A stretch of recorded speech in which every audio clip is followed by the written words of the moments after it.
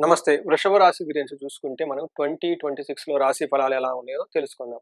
దానికంటే ముందు మీరు మిమ్మల్ని ఒకసారి లాస్ట్ ఇయర్ గనక చూసుకొని, అంతకుముందు ఇయర్‌తో కంపేర్ చేసుకుంటే మీకు రిలేటివ్ కంపారిజన్ చూసుకుంటే ఎలా ఉంటుందో మీరు చూసుకోండి.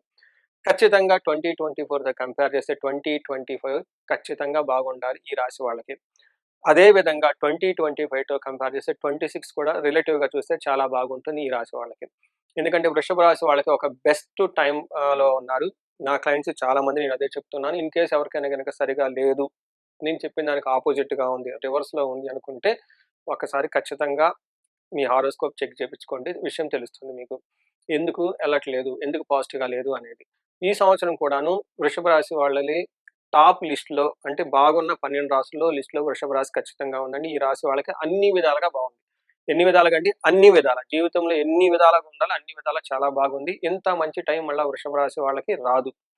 అదేదో సినిమాలో డైలాగ్ చెప్పినట్లుగా ఇది సమయం లేదు మిత్రమా ఇప్పుడా ఏదో అన్నట్లు ఇప్పుడే బెస్ట్ టైం మీకుంది. ఇక ముందు ఎలా ఉంటదో చెప్పలేం కాబట్టి తర్వాత మీకు ఏలినాటి శని రావచ్చు, అర్ధాష్టమ శని రావచ్చు, రకరకాల బాధలు రావచ్చు.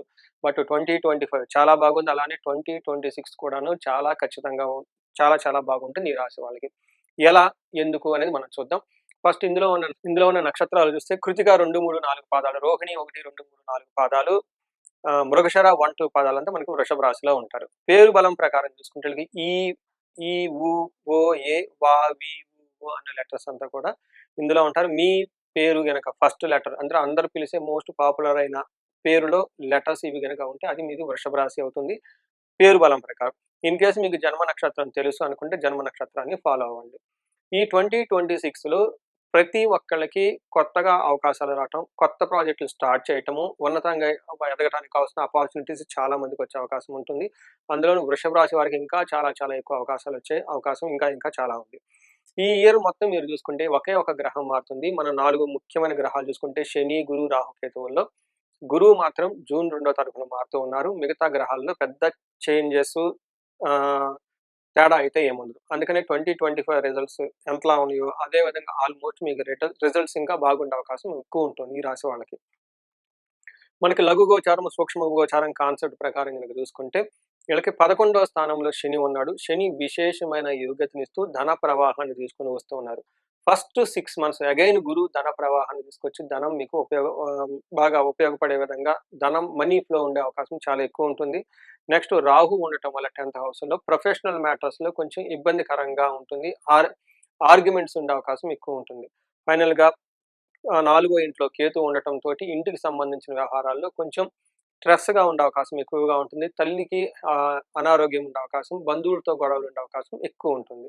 సో, మనం ఇన్ డీటెయిల్ గనక చూసుకుంటే, శని ఈళ్ళకి 11వ స్థానంలో ఉండి విశేషమైన యోగ్యతను తీసుకొనొస్తూ ఉన్నారు. ఏ ప్రకారంగా అంటే ఈళ్ళకి సంస్కృతంలో మహర్షులు ఏం చెప్తారంటే, ఆరోగ్యం అర్ధలాభచ స్త్రీ సుఖవర్ధనం చిత్తశుద్ధి అభిష్టార్థః ఏకాదశి గతౌ శనే అంటారు. అంటే ఏమవుతుందంటే, ఈళ్ళకి ఈ టైంలో ఆరోగ్యం బాగుంటుంది, అర్థం బాగుంటుంది, పుత్రులతోటి బాగుంటారు. ఆహ్, తర్వాత ఇంట్లో ఉన్న వాళ్ళతో అందరితోటి చాలా చక్కగా ఉంటూ ఉంటారు.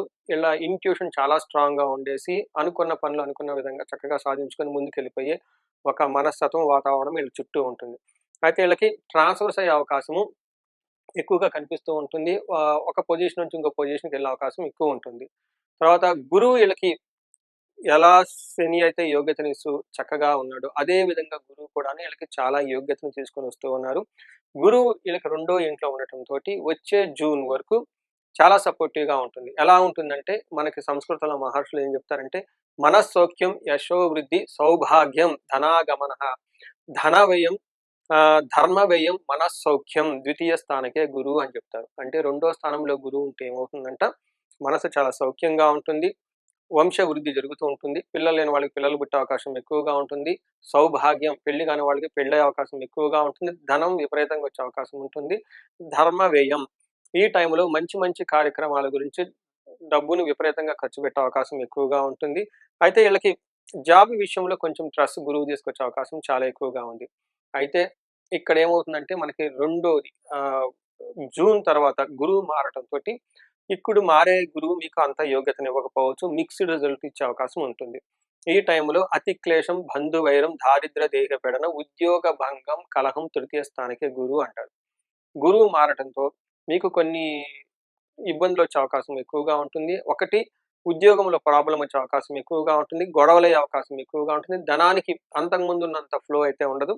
అందుకని మీకు ధనానికి సంబంధించిన ఏమైనా ఉంటే ఫస్ట్ 6 మంత్సే ఎక్కువగా ప్లాన్ చేసుకోండి. తర్వాత స్లోగా ఉండే అవకాశం ఉంటుంది కాబట్టి మీ బడ్జెట్, ఇయర్లీ ప్లానింగు అదంతా చక్కగా ఈ టయాన్ని చూసుకొని ప్లాన్ చేసుకోండి. అయితే ఈ టైంలో పెళ్లి కాని వాళ్ళకి పెళ్ళయ్యే అవకాశం ఎక్కువగా ఉంటుంది. హ్మ్.